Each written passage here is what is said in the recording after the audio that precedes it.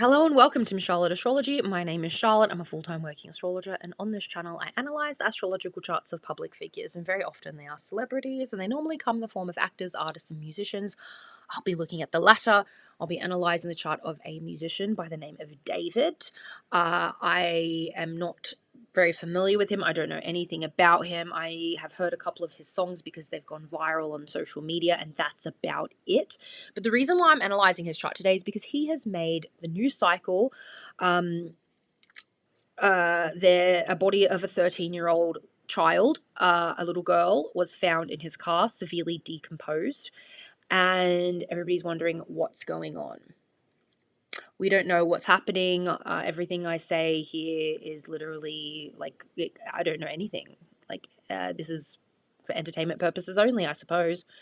Although I don't find the whole concept of this entertaining because a child has died, and that's awful.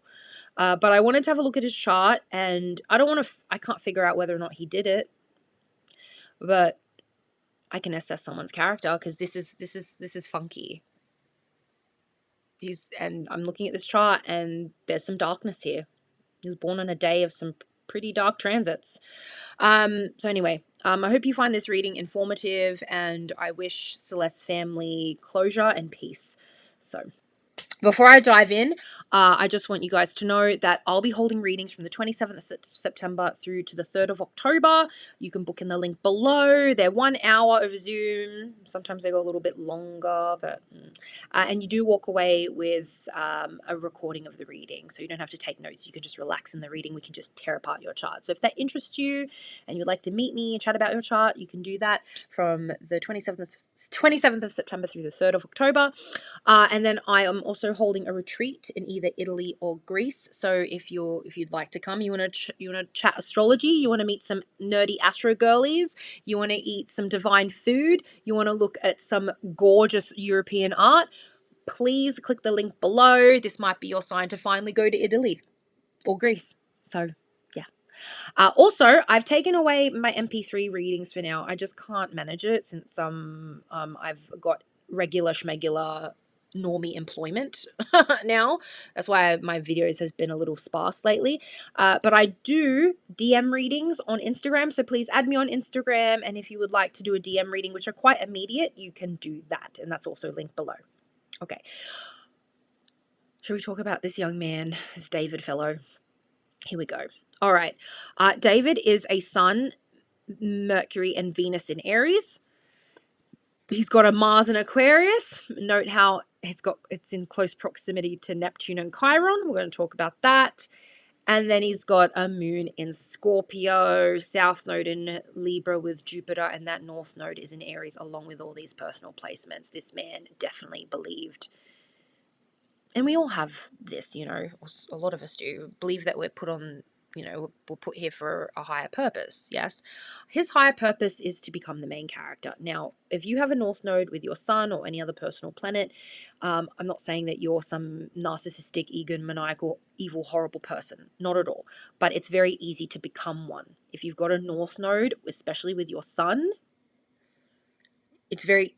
you could very easily turn into a tyrant. I'm not saying that's what he is or what he's become, but certainly working in a creative profession where he's the center of his own universe and he can create, where he can act, where he can sing, where he can write. That works with this north node. Mercury's also here. Mercury is your mind, it's your intellectual nature. I mean, you could even argue it's your voice, like speech.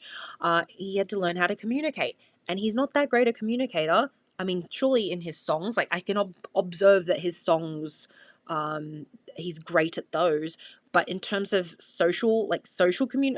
communication in social situations, not so much. He's not. He's a little bit awkward. I reckon he puts his foot in his mouth a lot. People that have a Mercury retrograde, doesn't mean that people with a Mercury retrograde can be very awkward. They can get confused very quickly, or they can put their foot in their mouth, or they can stumble over their words. So they've got to really work hard to perfect their communication. People with retrograde Mercuries can be fantastic communicators. They can be very gifted communicators, but it takes work. Mercury is meant to be an extroverted planet. So if it's in retrograde, it's introverted. You've got to get the words out of you. So yeah, he's got some social awkwardness here. Maybe some, immaturity. Venus with the sun can make someone very beautiful, very talented, very creative. It's quite lovely, but it is in Aries, so a lot of his relationships are that it's a Martian Venus, so a lot of his relationships there are power struggles. And because he's got an Aries Venus and a bunch of with other Aries placements, his need for domination. So there's a propensity here to want to dominate, but he's also immature. There's that. So he needs to be around people in order for him to build himself up. He needs to be around people who he can dominate, who can be submissive with him, right? Even though he's this awkward communicator. The relationship that he's had with this girl is questionable because, and I just watched Hassan Piker's coverage of it. He was writing songs about a girl named Celeste. This girl that has died, she was 13 when she went missing. This is very, very weird. And the girls that he's depicted in his music videos look like this girl. It's weird.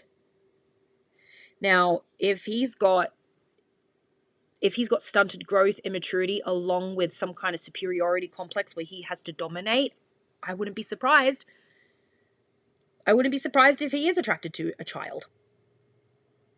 And by the way, if you were born under the same transit, I'm not saying you're the same person. A lot of this depends on like what your rising sign is. Okay, there is a saying, you don't have a full chart unless you have a rising sign. However, this placement, it's a dark, difficult placement. Have you met an Aries? I'm an Aries. We are not the easiest people. Like when we're in a mood and we're in our darkness, like we are warlords. We are tyrants. Saturn's about to rip through us. So, if you've been a poorly behaved person, if you have been in your Martian energy without any self-restraint, without any control, without any discipline, where you have been the embodiment of ruthlessness, guess what? It will turn on you. Saturn is going to rip through you. It will hurt you, as it should hurt you. Karma is coming. Lessons are coming. Punishment is coming if you deserve it. But if you work hard and you have been kind and you have put your Martian energy into something that is structured, something that is good, something that is noble, you will be rewarded. And yes, you may still get some lessons that are not easy, but you will be rewarded for your hard work. The Aries out here just whiling out. And he just had his nodal return in Aries. That girl died on his nodal return in Aries. Oh my God. That could have been a very hedonistic transit for him. I'll say that. Let's have a look at some of these aspects. Mars sextile the Sun. Mars and Neptune. You know what I call it? Guys, what do I call a Mars-Neptune conjunction? The hooker Mars. Right? Sex without boundaries. Rage without boundaries. And by the way, if you are a sex worker, respect to you, okay? FYI. I see a lot of you. So no hate to you. But it's sex without boundaries. It's not in a tight conjunction. There's a 9-degree orb. I count it. If this is... he doesn't like restriction. Where could he take this? A Mars in Aquarius doesn't like to be told anything. They're always going to go against the grain. And you know what? The thing with the Mars in Aries is that they believe that they are doing things for the greater good of humanity. Look at Elon Musk. They believe, I'm doing this to make the world a better place.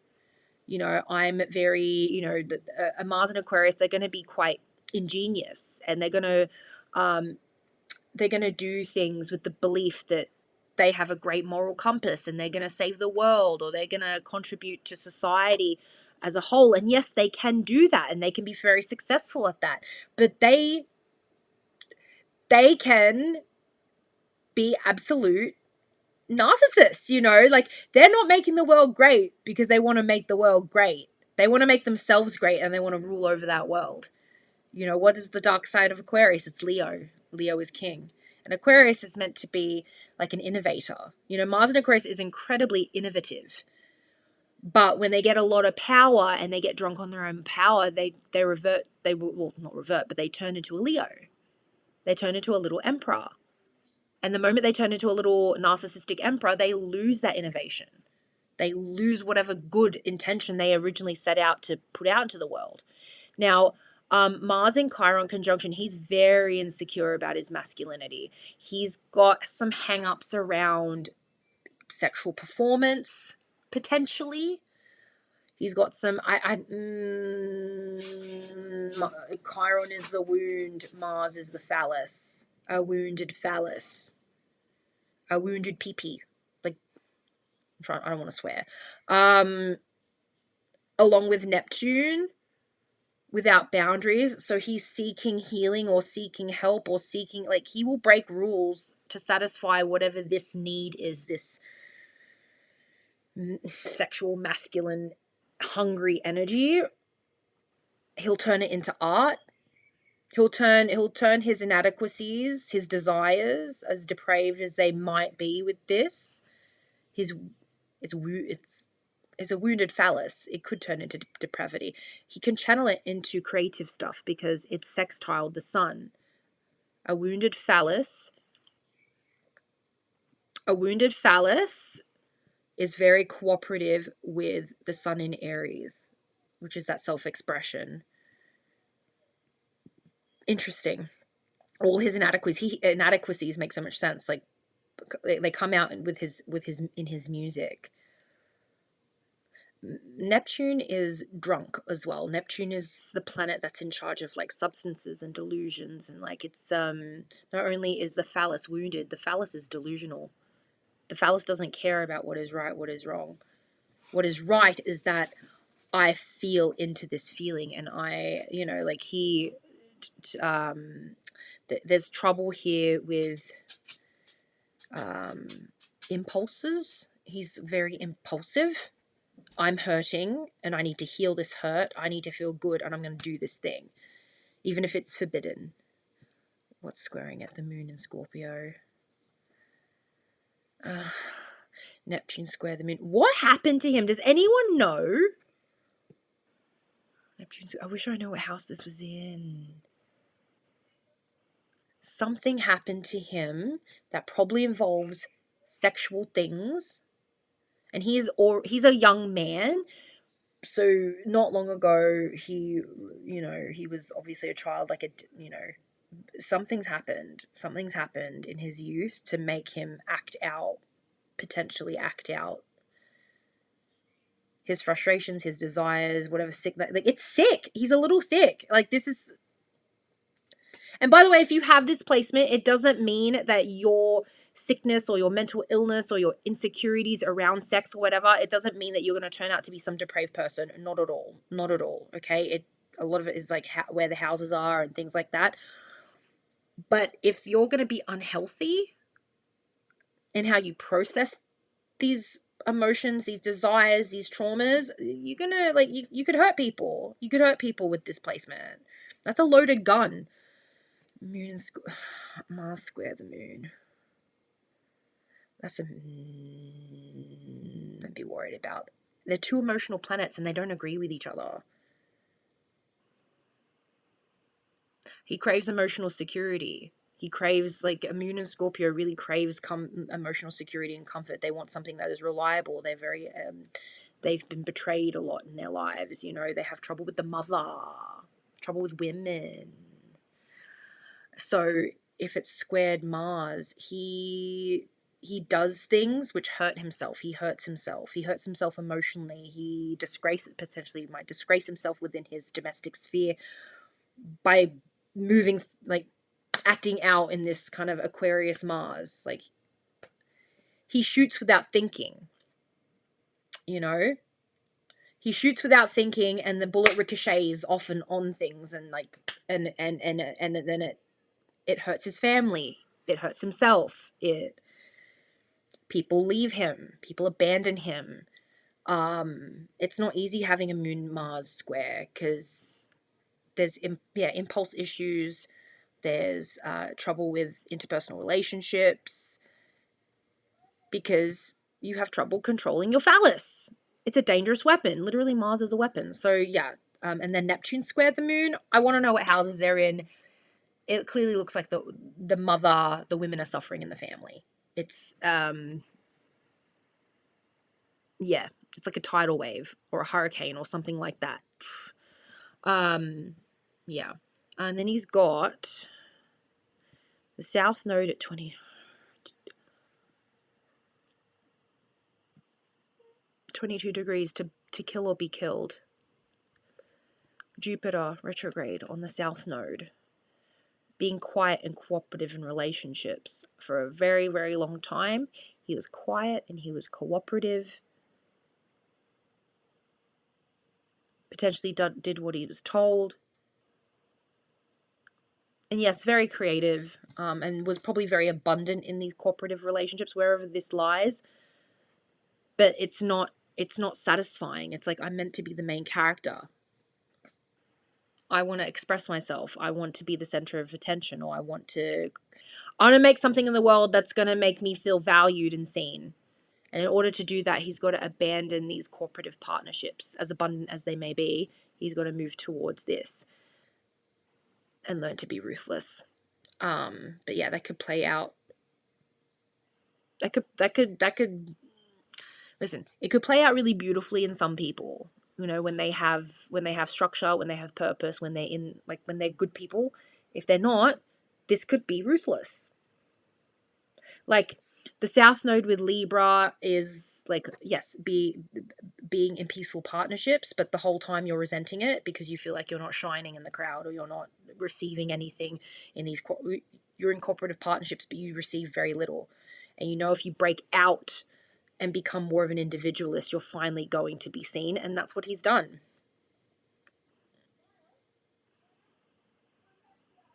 What did he do? He did something. They'll be making documentaries about this. If he did something to that child, he's paying for it. Saturn, if he's done something, if he's been a part of this, which, where there's smoke, where there's smoke, she was found in his Tesla, in his car, severely decomposed. She's been there for a while. For his whole nodal return, she's been sitting there. He's going to pay for it. He will pay for it. Oh my God. Anyway.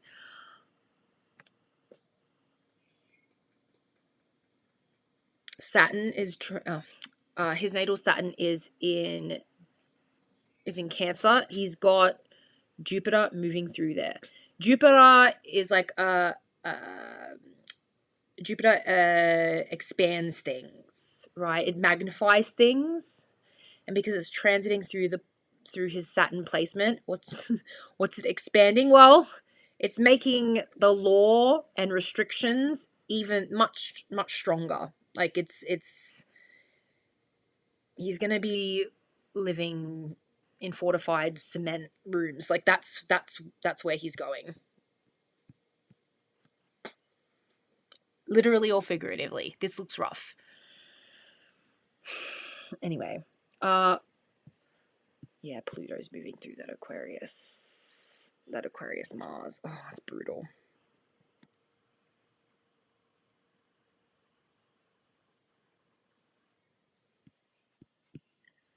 And Mercury and Mars moving through Libra on his South Node is going to be drawing attention to his relationships. There's an investigation. Absolutely.